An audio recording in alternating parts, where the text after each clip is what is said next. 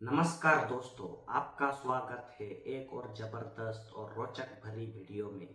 आज हम बात करने वाले हैं एक ऐसी फाइटर जेट की जो दुनिया के सबसे एडवांस और शक्तिशाली विमानों में गिना जाता है, जिसका नाम है डसॉल्ट राफेल फाइटर जेट। ये एक फ्रांस में twin engine canard delta wing multi role fighter aircraft है जो डसॉल्ट एविएशन के द्वारा बनाया गया है।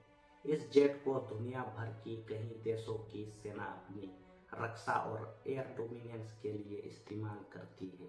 भारत ने भी 2016 में 36 राफेल जेट का ऑर्डर दिया था, जिसमें से सभी फाइटर जेट के अब तक भारत को डिलीवर भी हो चुके हैं।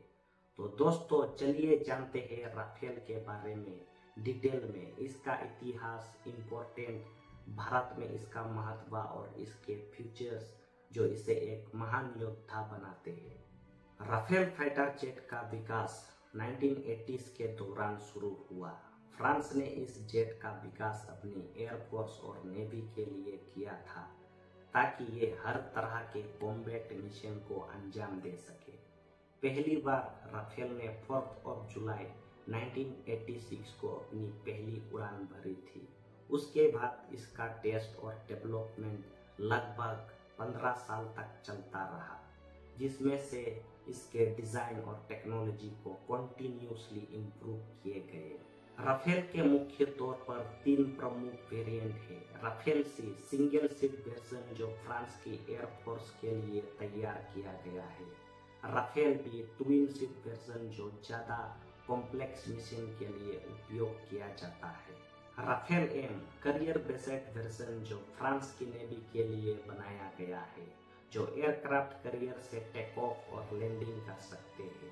भारत ने जो राफेल खरीदे हैं उनमें राफेल सी और राफेल बी दोनों वर्जन शामिल है और आने वाले कुछ साल में भारत फ्रांस से राफेल का मरीन वर्जन भी खरीदेगा जो हमारे इंडियन नेवी के एयरक्राफ्ट करियर से ऑपरेट किए जाएंगे और पुराने हो रहे इंडियन नेवी का MiG-29 फाइटर जेट को रिप्लेस किया जाएगा। राफेल फाइटर जेट दुनिया के सबसे एडवांस एयरक्राफ्ट में से एक है। इसके कुछ खास फीचर है, जैसे कि powerful engine. Rafale 2 Snecma M88 turbofan engine के साथ पावरेड है, जो इसे 1.8 मैक यानी 2222 km/h की टॉप स्पीड तक पहुंचने की शक्ति देते हैं। Multi role capabilities. ये एक ओमनी रोल फाइटर जेट है जो एक ही मिशन में air to air, air to ground reconnaissance, nuclear deterrence और इलेक्ट्रॉनिक्स वारफेयर जैसे मल्टीपल मिशन को एक्सिक्यूट कर सकता है। AESA radar. इसमें RBE-2 AESA रडार लगा है जो मल्टीपल टारगेट को एक साथ ट्रैक और इंगेज कर सकते हैं। Advance cockpit. इसमें एक ग्लास कॉकपिट होते हैं जिसमें touch screen display, helmet mounted display और वॉइस कमांड सिस्टम शामिल है जो पायलट को मिशन एक्सिक्यूट करने में मदद करती है। राफेल फाइटर जेट के वेपन्स। एक फाइटर जेट की सबसे बड़ी ताकत उसके वेपन सिस्टम होते हैं और राफेल के पास दुनिया के सबसे एडवांस वेपन है, जैसे कि मीटियोर मिसाइल। मीटियोर एक beyond visual range DBR air to air missile है जो 150+ किलोमीटर तक किसी भी एनिमी फाइटर जेट को मार गिराने की शक्ति रखती है। SCALP missile. स्काल्प एक long range air to ground cruise missile है जो 500+ किलोमीटर की दूरी तक जाकर एनिमी के बेसेस और स्ट्रेटेजिक टारगेट को तबाह कर सकती है। MICA missile. ये एक short to medium range missile है जो डॉग फाइट यानी आने सामने की लड़ाई में बहुत पावरफुल होती है। Hammer missile system.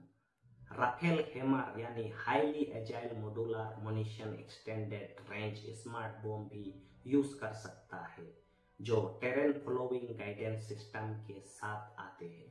भारत ने 2016 में फ्रांस से 36 राफेल जेट खरीदने का कॉन्ट्रैक्ट साइन किया था जो 58,000 करोड़ का था। भारतीय वायुसेना के लिए राफेल एक गेम चेंजर फाइटर एयरक्राफ्ट है।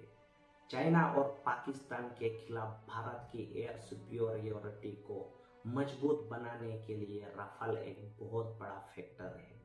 राफेल जेट को अंबाला और हासीमारा एयरबेस पर डिप्लॉय किया गया है ताकि पाकिस्तान और चाइना दोनों पर नजर रखी जा सके। इसमें भारत के लिए कस्टमाइज्ड इन्हेंसमेंट भी इंक्लूड किए गए हैं, जैसे कि Israeli helmet mounted display, cold start capability और इंडियन इलेक्ट्रॉनिक वारफेयर सिस्टम शामिल है। तो दोस्तों, राफेल फाइटर जेट सिर्फ एक फाइटर एयरक्राफ्ट नहीं बल्कि ये एक एयर डोमिनेंस मशीन है जो भारत की सुरक्षा को एक नए स्तर पर ले गया है। इसके high tech sensor, powerful missiles और इसके एडवांस अवियोनिक इसे दुनिया के बेस्ट फाइटर जेट में शामिल करते हैं। आपको क्या लगता है, राफेल भारत के लिए कितना महत्वपूर्ण है? क्या ये सुखोई Su-30 MKI या F-35 जैसे फाइटर जेट से बेटर है? अपनी राय हमें कमेंट में जरूर बताइए। अगर आपको ये वीडियो पसंद आया हो तो लाइक, शेयर और सब्सक्राइब करना मत भूलिएगा। धन्यवाद, जय हिंद एंड तब तक के लिए हमारे चैनल को देखते रहिए।